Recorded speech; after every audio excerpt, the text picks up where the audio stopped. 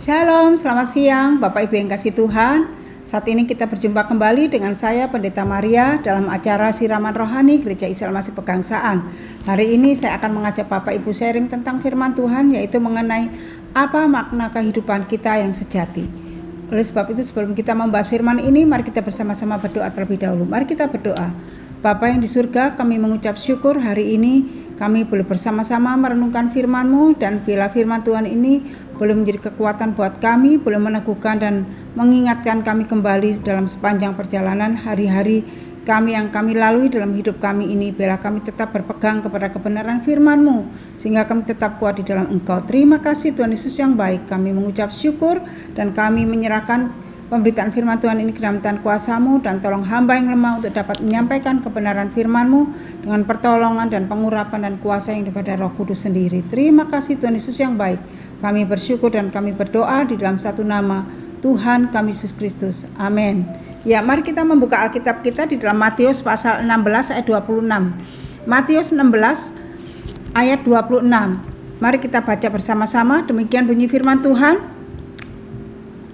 Apa untungnya jika seseorang mampu mendapatkan seluruh dunia dan kehilangan jiwanya sendiri, dan apa yang bisa diberikan seseorang sebagai ganti jiwanya?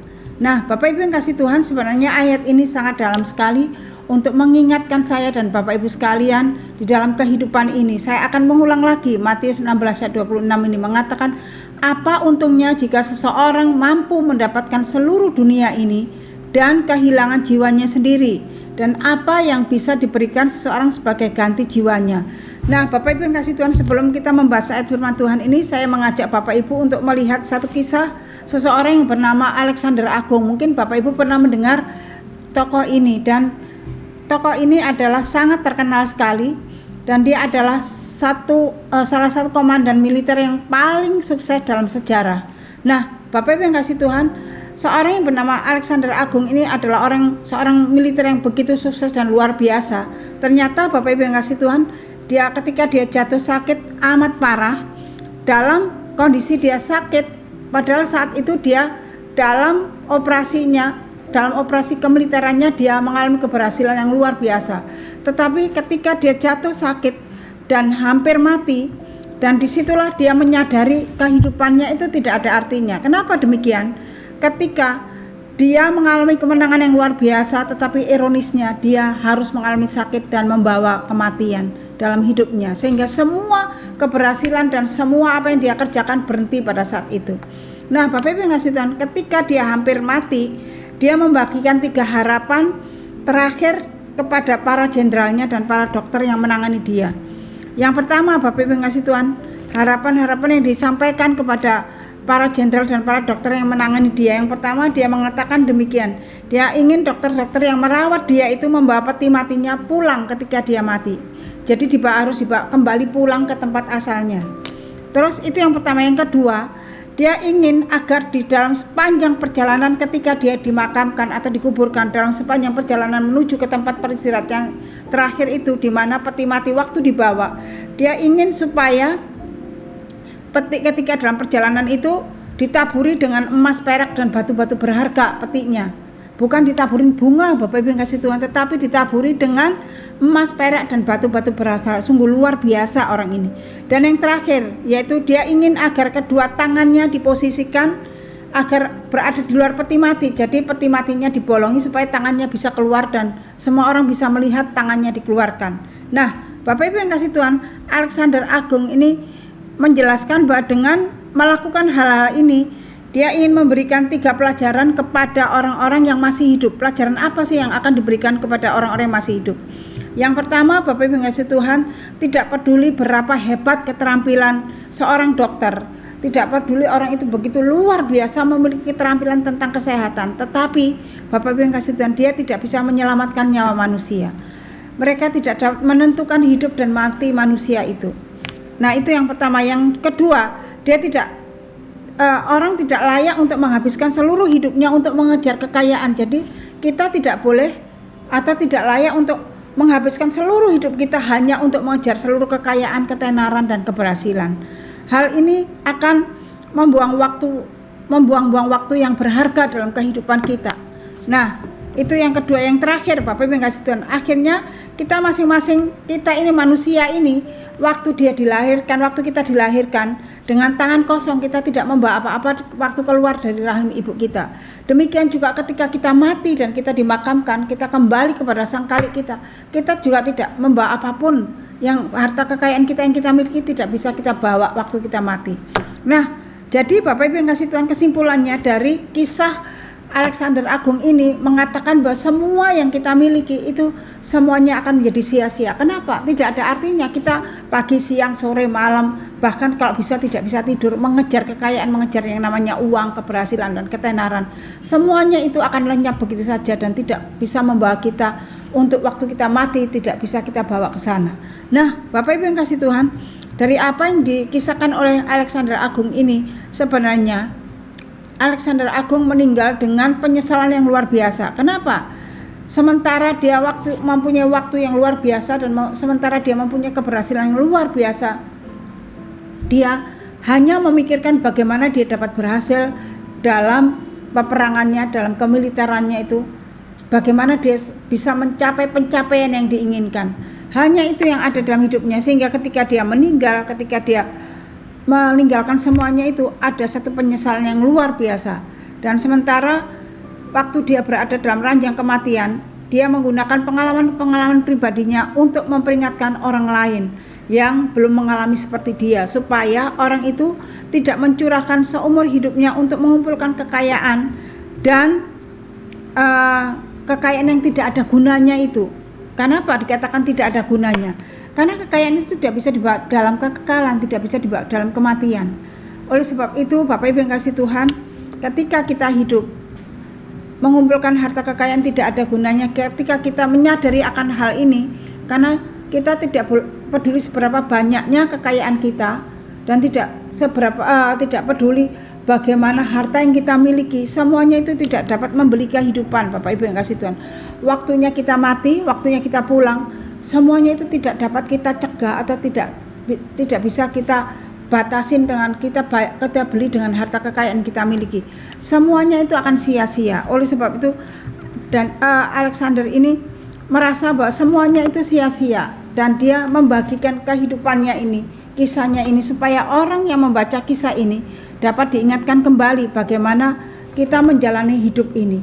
Jadi kita menjalani hidup ini tidak semata-mata hanya mencari harta, kekayaan, keberhasilan, tidak hanya semata-mata mencari uang dan kita mengabaikan yang lain. Bapak Ibu yang kasih Tuhan, dalam kehidupan kita, kehidupan manusia itu banyak hal yang kita akan hadapi, yang kita jalani. Tetapi Bapak Ibu yang kasih Tuhan, kalau kita hanya fokus hanya mencari uang, kekayaan, ketenaran, itu akan sia-sia. Kenapa? Kita tidak bisa menikmati hari-hari kita tidak bisa menikmati kehidupan kita dengan penuh sukacita bersama dengan Tuhan, dengan berkat yang Tuhan berikan.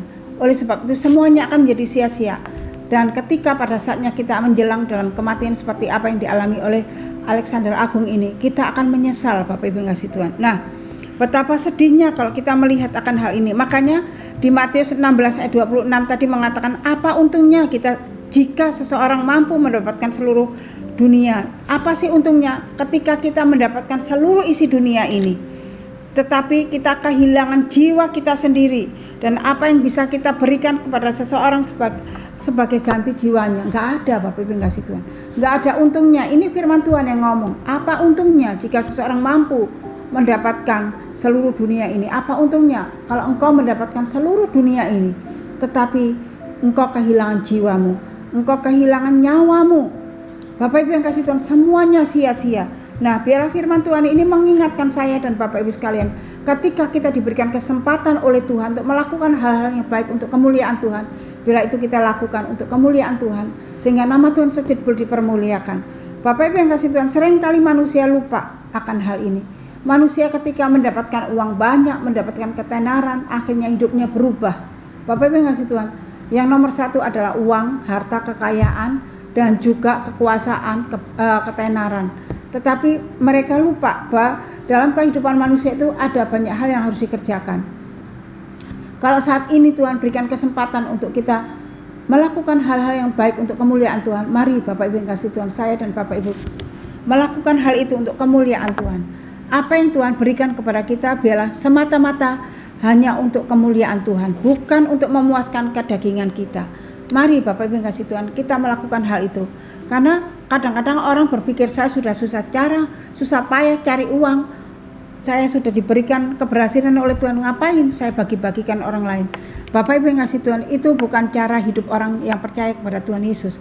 Karena Tuhan yang kita sembah di dalam Yesus Kristus adalah Tuhan yang penuh kasih, yang penuh belas kasihan kepada umatnya. Makanya pengikutnya pun diharapkan juga mengikuti teladan Dia. Kita harus punya kasih kepada lingkungan kita, sesama kita, orang-orang yang ada di sekitar kita. Ketika kita punya hal yang lebih, ketika Tuhan berkati kita, kita juga bisa berbagi untuk mereka. Sehingga ketika kita pulang saatnya nanti, semuanya itu tidak berlalu begitu saja. Dan semuanya itu sia-sia. Tetapi semua yang kita beri, yang diberikan Tuhan kepada kita, berkat yang diberikan Tuhan kepada kita itu dapat menjadi berkat bagi banyak orang dan dapat memuliakan nama Tuhan. Mari Bapak Ibu yang kasih Tuhan, supaya kita tidak merasa sia-sia dalam hidup kita ini, tidak mengalami penyesalan yang luar biasa. Saat ini ada kesempatan untuk engkau melakukan hal-hal yang baik untuk kemuliaan Tuhan. Janganlah kita seperti Alexander Agung ini, menggunakan pengalaman-pengalaman pribadinya untuk mengajar supaya kita yang hidup ini tidak seperti dia.